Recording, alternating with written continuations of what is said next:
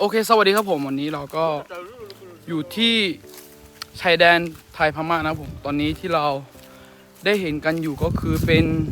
น้ำใสนะเขาจะเรียกน้ำใสแล้วก็แต่ว่าไม่ใสนะมันมาแต่ไม่ใสแต่ว่ามันก็ขุ่นทีเดียวเชียวนะ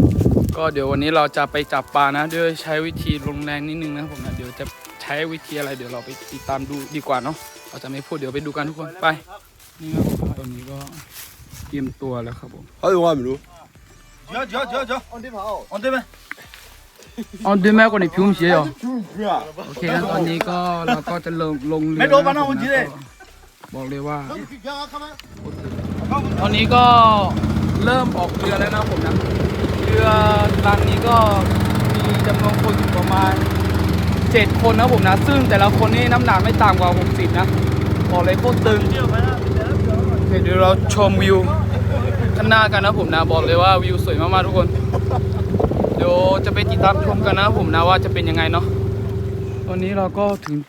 จุดหมายแล้วนะทุกคนก็เตรียมตัวปล่อยระเบิดกัน กูเดินได้สามแต่ก็นั่นแหละ我懂了。一扑不叫我扑，我车当 ตอนนี้ก็กำลังทำกระบวนการในผสมนะ อุปกรณ์ที่เราจะทำการจับปลาเนาะเดี๋ยวจะเป็นอะไรเดี๋ยวไปดูกันนะใช้พันนะใช้พันอะไรเนี่ยดินเล็กเขาเนี่ย 他怂了，当就完了嘛，没当。你给他讲话。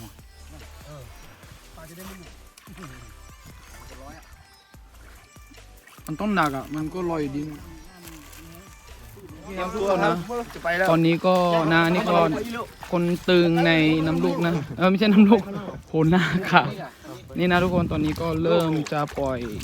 หมักนะผมนะเดี๋ยวจะแรงหรือจะได้จะได้ปลาไหมก็เดี๋ยวไปติดตามดูพร้อมๆกันนะนี่ก็กำลังจุดทูบไม่ใช่จุดยากันยูเนาะเพื่อแบบจุดนะตอนนี้ก็น่าจะถึงจุดเป้าหมายของเรานะจุดนี้ก็น่าจะไปเที่ยวกับบัวคน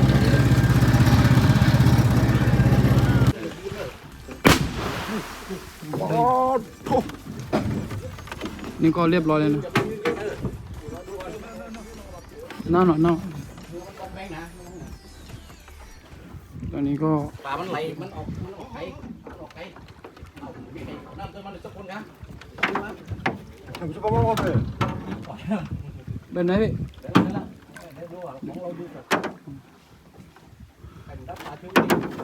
อันนี้ดำเดี๋ยวดำเลยดูอันนี้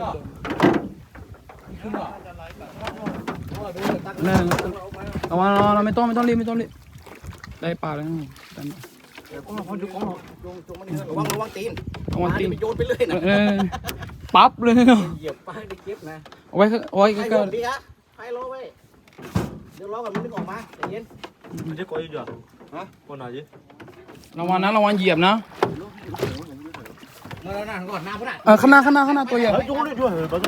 แบบนี้ ล้ออยู่ใต้นี่ได้ 还不能水。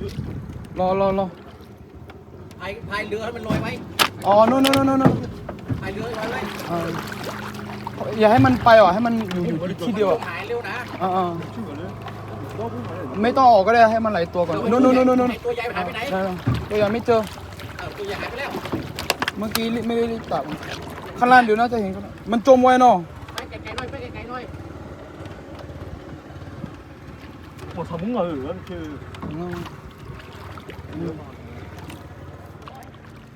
โอเคทุกคนวันนี้ก็ได้มาเยอะเก็บดีๆก่อนเดี๋ยวไม่งั้นจะเหยียบส่วน ปลามันไหลไปนี่ตื่นมาแล้วเหมือนก่อนว่าหน้า ตอนนี้เราก็ เร็วหน้านู่นลงเลยลงนู่นข้างล่างนู่นดูมือ เนื้อจับปลานะเห็นไหม ปักกุดไปเนี่ย แท่นโตไปไหนแล้วตอนนี้เมื่อกี้ลงน้ำไปทุกคนมีไหมเห็นไหม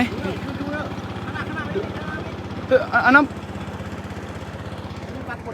ดอีก ตอนนี้เราก็ลงมาข้างล่างแล้วทุกคนเพื่อมาหาปลาเนาะเดี๋ยวเราจะดูว่าจะเจอตัวไหมเนาะบอกเลยว่าค่อนข้างที่แบบยากเหมือนกันนะเพราะว่าน้ำมันไม่ค่อยใสทุกคนน้ำค่อนข้างที่จะขุ่นเลยทีเดียว แต่ตอนนี้เราได้มาพอสมควรแล้วเดี๋ยวเราเหลืออีกลูกนึงตอนนี้ก็ได้ประมาณระดับ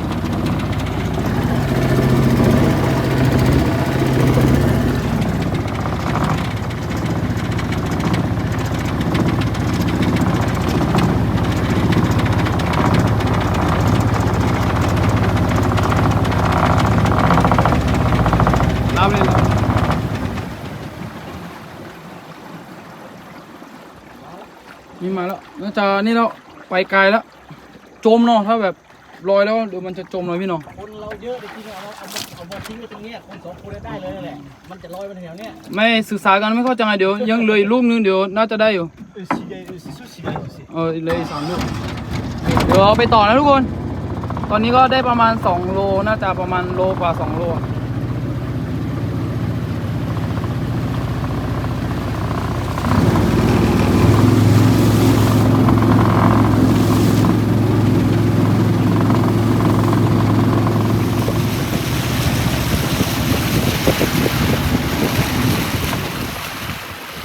นี่ก็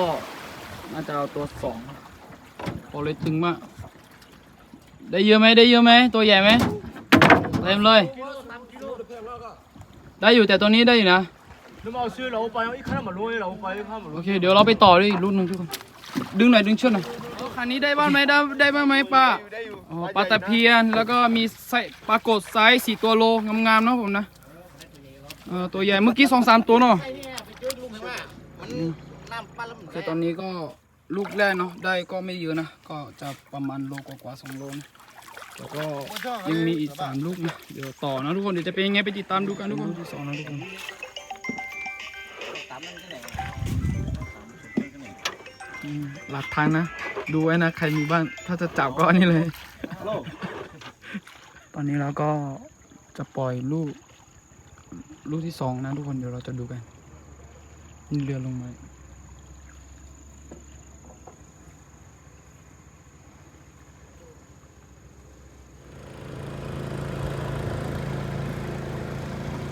ตรงไหนอะพี่ตรงนี้เหรอข้างหน้าเหรอ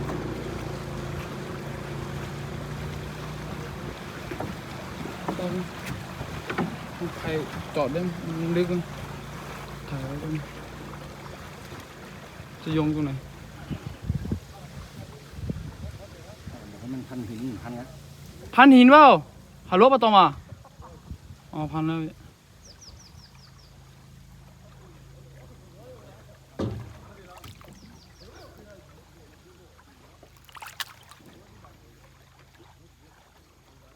ตรงนั้นเลยเนาะเรือมันอยู่ใกล้เนาะปลาไปเนาะ เรือมันจะแตกนะกะ โดนเปล่า ฝั่งล โอ้ได้อยู่สวยอยู่เดี๋ยวพี่ไม่เดี๋ยวพี่เราต้องไปตรงนี้ต้องไปตรงนั้นให้เขาลงไปอีกไหมลงไปตรงนู้นอ่ะ ำเราอยู่ฝั่งนี้แหละน้ำมันลึกนะผมตกไปอยู่ตรงเนี้ยดูปลาเอาเผื่อมันจับตังวันนี้อยู่ฮะน่ะ เดี๋ยวถ้าเจอปลาเดี๋ยวก่อน คนที่กระดำอ่ะฮะกระดำอ่ะนี่นี่นะ เห็นแล้ว ที่เขาเก็บเอาอยู่นี่ตะกัว นี่ได้หลายตัวแล้ว ตัวใหญ่อยู่ไซส์สวยอยู่ไอตัวเลย เดี๋ยวจะมาพายหูตกเก่า โอ้นี่ตัวใหญ่พี่ตัวใหญ่นี่ตัวใหญ่เลย ก็พายหูขึ้นกันเนาะ น้ำขาดอะ ยังกา ตัวดีๆตัวดีสวัสดีครับทุกคนตอนนี้เราก็รออยู่ข้างล่างนะครับผมทุกคนเมื่อกี้เราก็ปล่อยลูกที่2ไปแล้วเนาะแล้วก็เพื่อนๆอีกกลุ่มนึงเนาะก็อยู่ข้างบนกำลังดามน้ำหรือเปล่าก็ไม่รู้นะนี่ก็เดี๋ยวรอดูว่าเขาจะได้เยอะไหมแต่ตอนนี้เราก็ได้ในประมาณนึงนะผมน่าจะโลนึงเนาะรอบนี้ก็ได้ตัวใหญ่นะปรากฏน่าจะไซส์กลางสวยๆอ่ะเดี๋ยวไปดูกันนี่ทุกคนก็ได้ไซส์สวย1 ตัว 2 ตัว 3 ตัวนะปรากฏก็โอเคก็ได้อยู่ดีกว่าไม่ได้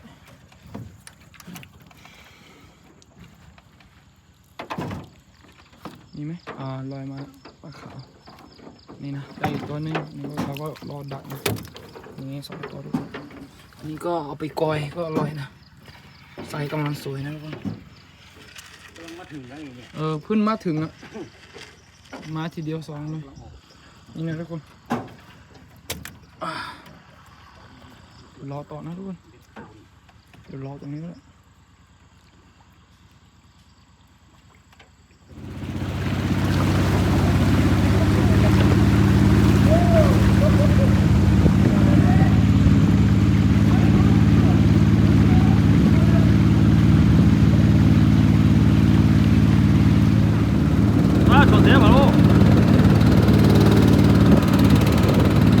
ตอนนี้เราก็จะปล่อยเสร็จแล้ว2 ลูกนะทุกคนเหลืออีก2 ลูก 2ลูกสุดท้ายเนาะเดี๋ยวเราจะไปปล่อยข้างบนต่อนะเดี๋ยวจะเป็นยังไงเดี๋ยวเราไปดูกันทุกคนบอกเลยว่ายังได้อีกเยอะแน่นอนตอนนี้น่าจะขี่กัน7คนอ่ะเรือเล็กนิดเดียวโอเคเดี๋ยวไปดูกันทุกคนตอนนี้เราก็แบ่งหน้าที่นะเดี๋ยวจะให้เพื่อนๆ3คนนะรอตรงนี้นะเดี๋ยวเราจะขึ้นไปข้างบนทางคนนู้นแล้วก็ไปจัดต่อนะเดี๋ยวเหลืออีก4คนนะเดี๋ยวจะเป็นยังไงไปดูกันนะตอนนี้ก็มีเฮียตีแล้วก็มีอะไรไม่รู้นะเยอะมากเลยเดี๋ยวไปดูกันนะทุกคนก็เรือก็ค่อนข้างที่จะอันนี้นิดหน่อยนะก็เดี๋ยว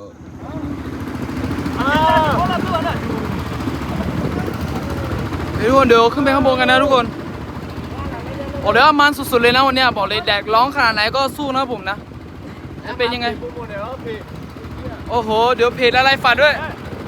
ชื่อเพจอักษรนะครับโอเคก็เข้าไปกดติดตามด้วยนะครับผมนะแล้วก็กดไลค์ให้เขา2 ครั้งนะครับผมนะก็ขอบคุณมากกดไลค์2 ครั้งนะนี่ก็เป็นตัวที่3นะผม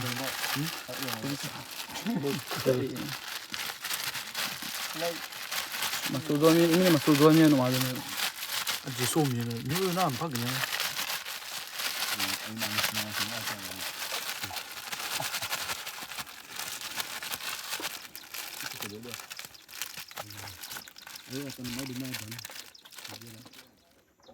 아 땡용이야 깨. thế sao cho cả nhà này đường nhìn nó cả nhau chỉ trong vai nè.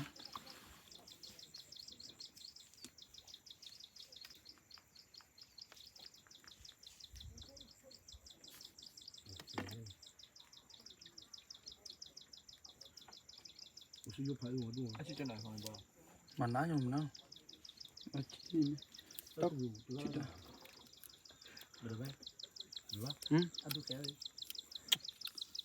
chứ kể là đủ tôi em ngâm sân được nhưng mà mẹ tôi à cho sư già gì à cho nhiều là già phải không na tôi nhà nữa à như thế cho mẹ tôi vẫn chỉ già nhà này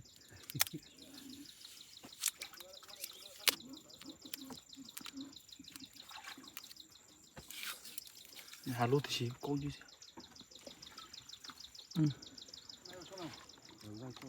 chỉ là ta bia chỉ là taมึงอาจจะบีบูคันให้บีเลยไม่บีได้ยังมึงเนี่ย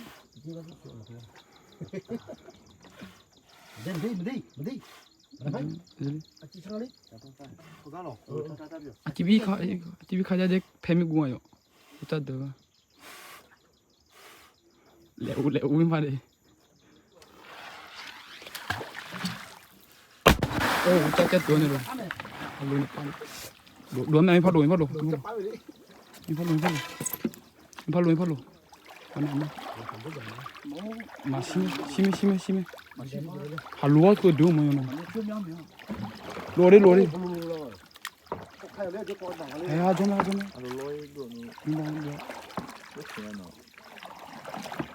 ก็ลุมานี่ก็ชิลดินี่ไม่ดูอ่ะ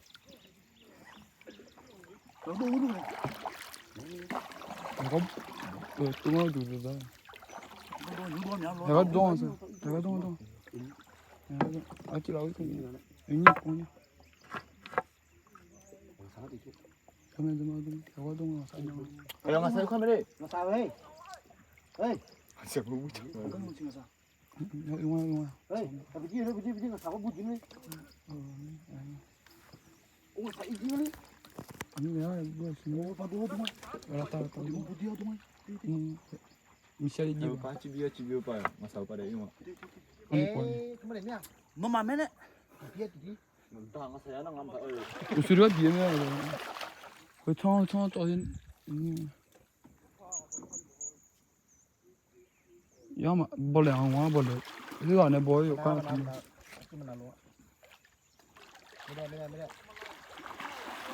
팀은 안 좀. Đó là ông có bộ phận này nào rồi. nga sẽ cho họ nào bông เพราะว่าพวกเราก็เผ็ดแล้วสิ ก็ลูกที่3คือไม่ได้เลยทุกคนน่าจะได้แค่ประมาณ 5-6 ตัว ได้แล้ว 나 나오 지니야 래 ngay 포지 마래 네, 빡카.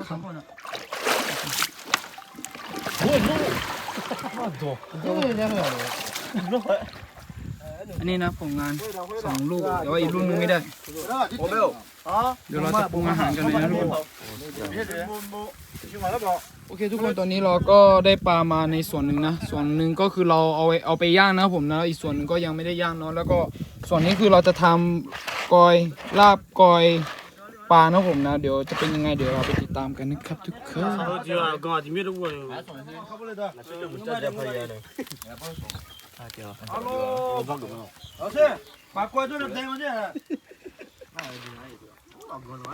야, 지주주도 그래서 저 너는 하나 땀이. 너 손을 다 나 뒤에 밥이 뭐면 나가서 ช่วยช่วยช่วย 버전 이 하나 โอเคทุกคนตอนนี้ก็ 바살로도 하나 바살로 왜 많이 가나 เดี๋ยวทุกคนตอนนี้เราก็เริ่มสานกันแล้วนะผมนะบอกเลยเมนูของวันนี้ก็คือปลาสดๆนะแล้วก็ปลาย่างก็กินไปหมดเยอะอยู่นี่เลยนี่ก็จะเป็นแกง 새우 อันนี้บีบมะนาวใส่เลยเนี่ย